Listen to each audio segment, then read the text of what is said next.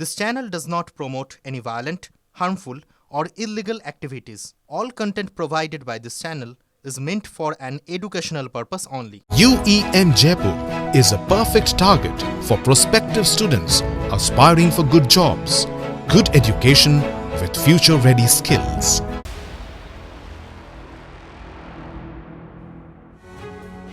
Voter দিবসে ভোটাধিকার রক্ষার দাবিতে পথে নামছে তৃণমূল কংগ্রেস। আজ থেকেই রাজ্যের ব্লকে ব্লকে তৃণমূলের মিছিল। এসআইআর প্রক্রিয়া অপরিকল্পিত, বাংলায় যা শিকার হয়েছেন 126 জন। গতকাল ভার্চুয়াল বৈঠকে এমনটাই বলেন অভিষেক। বুথে বুথে ভোট রক্ষা কমিটি করার নির্দেশ দিয়েছেন অভিষেক বন্দ্যোপাধ্যায়। আগামী 22 দিন খুবই গুরুত্বপূর্ণ। কর্মীদের সর্বশক্তিতে ঝাঁপিয়ে পড়ার বার্তা তৃণমূলের সর্বভারতীয় সাধারণ সম্পাদকের। কমিশনের কাজে কর্মীদের অদৃশ্য নজরদারিরও নির্দেশ অভিষেকের। যেখানে খুশি নির্বাচন কমিশনের বিরুদ্ধে লড়ুন, তার কারণ হচ্ছে তারা জানেন যে এই লড়াই 26-এর নির্বাচনে বিজেপির বিরুদ্ধে তৃণমূল কংগ্রেস আর লড়তে পারবে না। কারণ বিজেপি আসছে, তৃণমূল যাচ্ছে, তাই তারা অ্যালিবাই হিসেবে সামনে নির্বাচন কমিশনকে খাড়া করার চেষ্টা করছে। প্রয়োজন হলে তৃণমূল কংগ্রেস বিজেপির বিরুদ্ধে লড়াই করুন, নির্বাচন কমিশনকে ছেড়ে।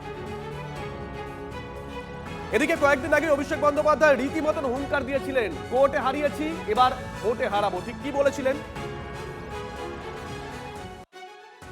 দেশের সর্বোচ্চ আদালত সুপ্রিম কোর্ট তৃণমূলের দাবিকে মান্যতা দিয়ে বলেছে লজিক্যাল ডিসক্রিপেন্সি লিস্ট রিলিজ করতে হবে।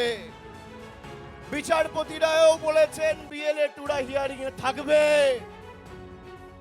এর সাথে যারা হিয়ারিং এ যাচ্ছে তাদেরকে রসিদ দিতে হবে, অ্যাকনলেজমেন্ট দিতে হবে। বিজেপির এসআইআর এর খেলা শেষ। দু গালে দুটো কষিয়ে থাপ্পড় মেরেছে দেশের সর্বোচ্চ আদালত।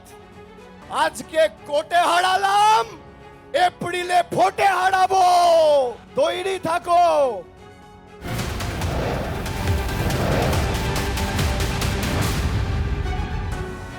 26-এর কুরুক্ষেত্র এসআইআর পর্ব চলছে, আর এই পর্বে দলকে বড় ঝাঁকুনি অভিষেক বন্দ্যোপাধ্যায়। শীত ঘুম ভেঙে নাওয়া খাওয়া ভুলে কাজের নির্দেশ দিয়েছেন তৃণমূলের সর্বভারতীয় সাধারণ সম্পাদক। শীত ঘুমে কি তাহলে তৃণমূল কর্মীরা রয়েছে? প্রশ্ন তুলে শাসক দলকে বিঁধেছে বিজেপি। বাংলায় চলছে ভোটার তালিকার বিশেষ নিবিড় সংশোধন। পৌষ মাঘে এসআইআর পর্ব চলার পর শুরু হবে ভোট ঘোষণা। সেই যুদ্ধ এবং তার প্রস্তুতির জন্য দলের 1 লক্ষ পদাধিকারীর সঙ্গে শনিবার ভার্চুয়াল বৈঠকে অভিষেক বন্দ্যোপাধ্যায়ের বার্তা, শীতঘুম ভেঙে উঠুন, তাহলেই 50 বছরের ভোট ঠিক থাকবে। তৃণমূলের সর্বভারতীয় সাধারণ সম্পাদকের কথায় এসআইআর আর বড়জোর 22 দিন চলবে। তার জন্য আগামী 22 দিন সর্বশক্তি দিয়ে কাজ করার নির্দেশ অভিষেকের। আর কয়েকটা দিন মানে দাঁতে দাঁত চেপে লড়াই, চক্রান্তটাকে প্রতিহত করতে সর্বশক্তিতে দিতে হবে। কোনো আত্মসন্তুষ্টির জায়গা নেই, অতিরিক্ত আত্মবিশ্বাসের জায়গা নেই। তৃণমূল কংগ্রেসের ক্যাডাররা যে শীত ঘুমে আছেন সেটা আমরা বুঝতে পারছি, এবং এই কারণেই তারা শীত ঘুমে আছেন যে তারা বুঝতে পারছেন যে তৃণমূল কংগ্রেসের এক্সপায়ারি ডেট চলে এসেছে। ভার্চুয়াল বৈঠকে অভিষেক আরো বলেন, বিএলএ টুরা 10 ঘন্টা কাজ করছেন। নেতাদের উদ্দেশ্যে তাঁর বার্তা, আপনারাও 10 ঘন্টা কাজ করুন। পাশাপাশি জানিয়ে দেন, যারা মন দিয়ে কাজ করবেন না তাদের পার্টি রাখবে না। লজিক্যাল ডিসক্রিপেন্সি লিস্ট প্রকাশ হওয়ার পরেই বুথ ভোট রক্ষা কমিটি তৈরির নির্দেশ দিয়েছেন অভিষেক। সিস্টেমেটিক ওয়েতে দলের কার কি করণীয়, কিভাবে দল কাজ করবে, আমাদের মাননীয় সাধারণ সম্পাদক সর্বভারতীয় তিনি তার পুরোটা এই ডিজাইনটা ভাবে দলের কর্মীদের নির্দেশ দিয়েছেন। এসআইআর এ তৃণমূলের এই প্রস্তুতি নিয়ে কটাক্ষে সুর বিজেপির গলায়। উনি ব্যবস্থা নেওয়ার কেন? উনি একজন সাংসদ, সুপ্রিম কোর্ট নির্দেশ দিয়েছে, ভারতীয় নির্বাচন কমিশন দেখছে, প্রয়োজনে সুপ্রিম কোর্ট আবার নির্দেশ দেবেন। উনি কে যে ভারতীয় নির্বাচন কমিশন কি করছেন তা নিয়ে উনি ব্যবস্থা নেবেন? আগামী 15 থেকে 20 দিন ওয়ার রুম চালু রাখার নির্দেশ দিয়ে কর্মীদের সক্রিয় হওয়ার বার্তা দেন অভিষেক।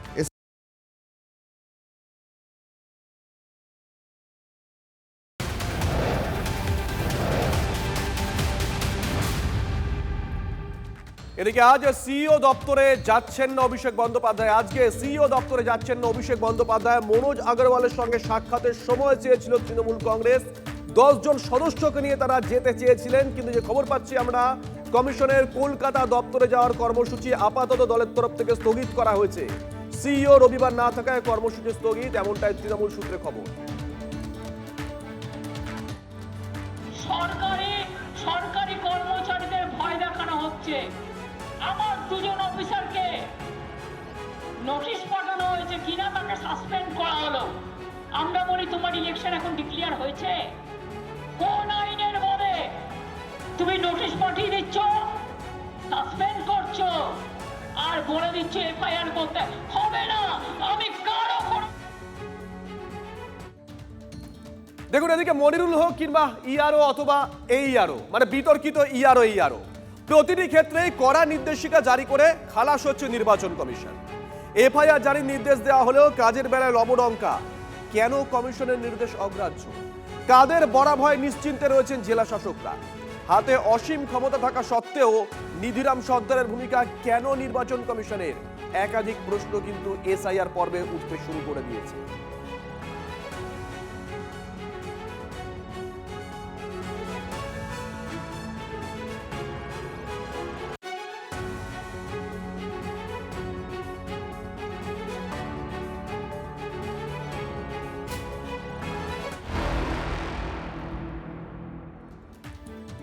এদিকে আনম্যাপড এবং লজিক্যাল ডিসক্রিপেন্সি তালিকা তৈরি কমিশনের। ইআরওদের কাছে তালিকা পাঠালো জাতীয় নির্বাচন কমিশন। আজ থেকে তালিকা প্রকাশ শুরু হবে, এমনটাই কমিশন সূত্রে খবর। সুপ্রিম নির্দেশে লজিক্যাল ডিসক্রিপেন্সি তালিকা প্রকাশ। পঞ্চায়েত থেকে শুরু করে বিভিন্ন সরকারি অফিসে সেই তালিকা টানানোর কাজ শুরু হবে।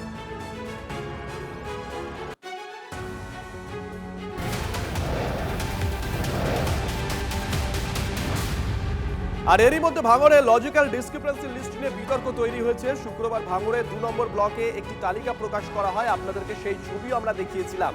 ভাঙড়ে প্রকাশিত তালিকা কমিশনের নয়, জানিয়েছে সিইও দপ্তর। জেলা নির্বাচনী আধিকারিকের রিপোর্ট তলব করেছে নির্বাচন কমিশন।